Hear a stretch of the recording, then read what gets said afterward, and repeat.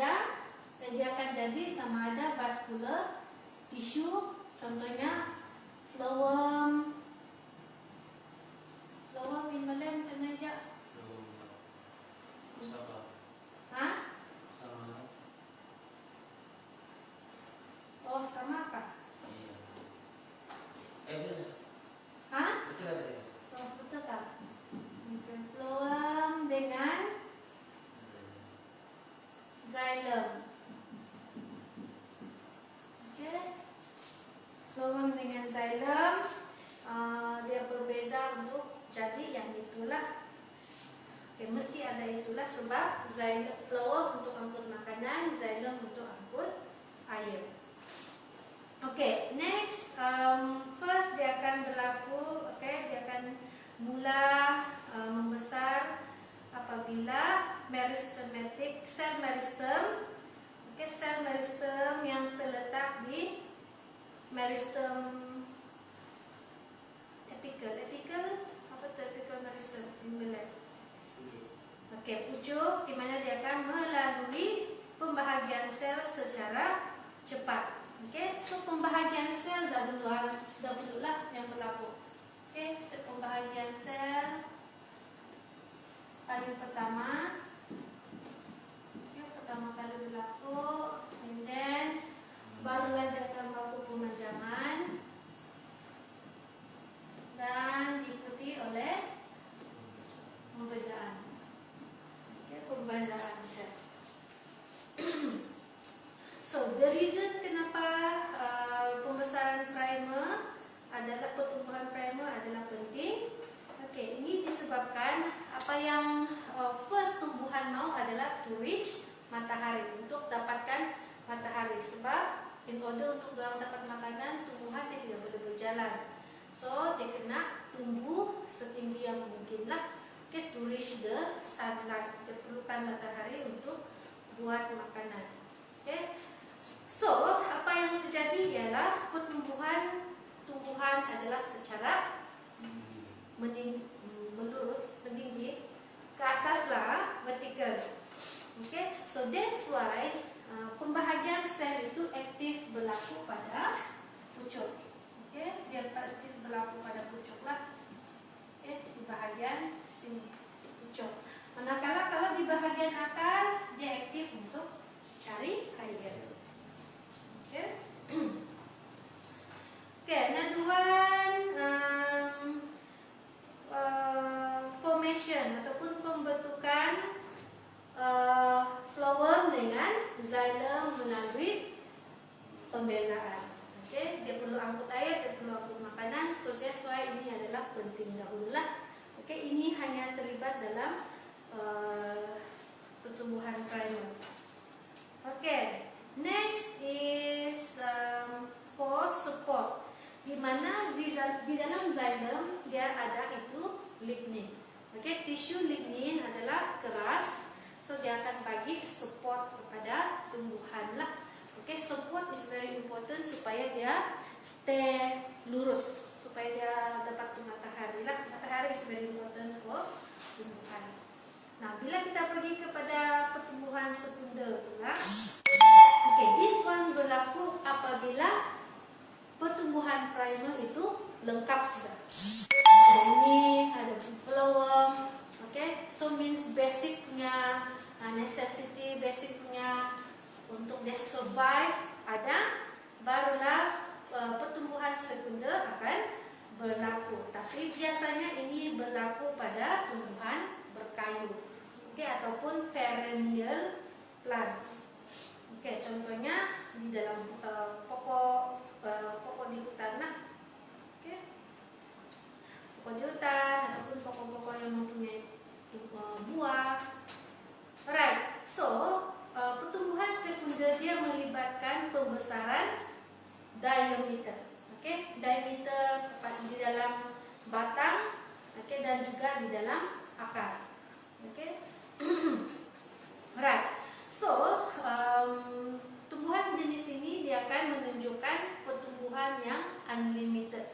Selagi dia tidak ditopang, selagi masih cukup nutrien, masih cukup matahari, dia akan keep on growing. So that's why kita ada pokok yang reach sampai 1000 years old gitu lah. Okay. Alright. So untuk perennial plants, untuk perennial plants dia punya graph is actually masih juga follow itu sigmoid curve. Tapi disebabkan dia panjang dia punya jangka hayat, dia punya sigmoid itu dia akan berulang-ulang lah, berulang-ulang, alright, sampai dia jadi besar, lebih besar. So ini adalah actually sigmoid curve yang berulang, repeated sigmoid curve, each year. Paling ketara ialah pada tumbuhan yang ataupun pokok yang tumbuh pada negara yang mempunyai 4 musim lah. So dia punya diameter tu dia akan ada perbezaan sedikit. So that's why kalau untuk tumbuhan yang ada di negara yang ada 4 musim kita boleh tahu berapa umur dia. Tapi kalau di dalam tropical country yang tiada 4 musim yang macam Malaysia semua itu kita tidak boleh tahu lah berapa tahun itu pokok actually, sebab tiada itu perubahan. Kalau kita tengok ring dia, kalau kita tebang pokok yang berkayu, kita boleh nampak itu ring. Kalau ring untuk di bahagian country macam Malaysia dia sama sahaja. Tapi kalau untuk pokok yang tinggal di dalam yang tumbuh di negara 4 musim, dia akan berlaku perbezaan diameter. Dia akan berlaku perbezaan diameter. Saudara boleh tahu yang ini diameter untuk tumbuh pada tahun yang 1 tahun bulan. So bila dia berulang-ulang mungkin 10 pattern, means dia adalah 10 tahun. Macam itulah. Alright. So kalau kita tengok, the reason kenapa dia kalau kita yang penting kita perlu tahu bezakan untuk primer dengan sekunder. Kalau primer, this one is very important.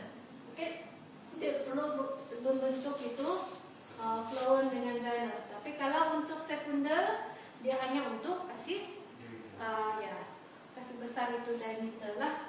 Dia akan jadi lebih besar. Alright. So apa yang berlaku, macam mana dia jadi lebih besar apabila dia ganti itu flower dengan xylem yang lama. So that's why dia akan, kalau ini mati, kalau xylem contohnya lah macam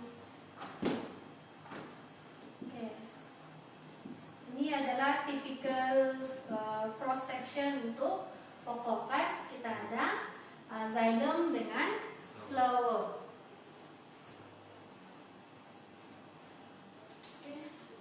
Ada xylem dengan flower.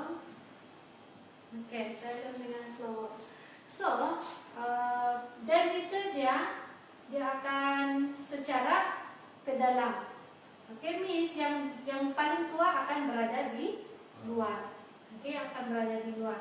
So bila ini sudah mati, dia akan replace. Dia akan replace di sini, xylem akan replace di sini. So that's why lingkaran dia akan bertambah. So dia akan jadi lebih besar lah. Kita boleh nampak. That's why terhasilnya itu lingkaran. Alright. Now kita pergi tengok itu kepentingan pertumbuhan sekunder. The reason is because first of course to give support. Terutamanya di dalam hutan, dorang tumbuhan sentiasa bersaing untuk mendapatkan matahari. Kalau yang macam tumbuhan yang renek, herb plant, apa yang dia dapat ialah CP punya sunlight daripada kena tembus sampai ke lantai hutan lah. Tapi kalau untuk tumbuhan yang tinggi-tinggi, dorang memerlukan support yang lebih kuat. So tinggi lah. Oke, sangat jarang kita nampak pokok yang kurus dan tinggi sebab dia mudah ditiup angin, patah, and so on. Nah, then the second reason, sebab yang lain pula adalah untuk menghasilkan xylem sekunder. This one tuh xylem of course dia mempunyai lignin, so of course dia akan bagi sokongan juga lah. Another one is to produce, untuk menghasilkan phloem sekunder dan xylem sekunder untuk membantu dalam sebab pokok makin besar kan, so dia akan memerlukan lebih banyak makanan dan lebih banyak air. So bila ada sekunder phloem dengan sekunder xylem, dia akan membantulah dalam hal-hal yang begitulah. Then of course to replace, untuk menggantikan yang lama dengan yang baru. Satu lagi untuk menghasilkan untuk menghasilkan batang yang lebih tebal, ataupun bak. Bak adalah di luar itu batang itu, dan lebih tebal dan lebih keras supaya dia boleh membantu dalam mengelakkan evaporasi ataupun proses penyejatan yang ketara lah.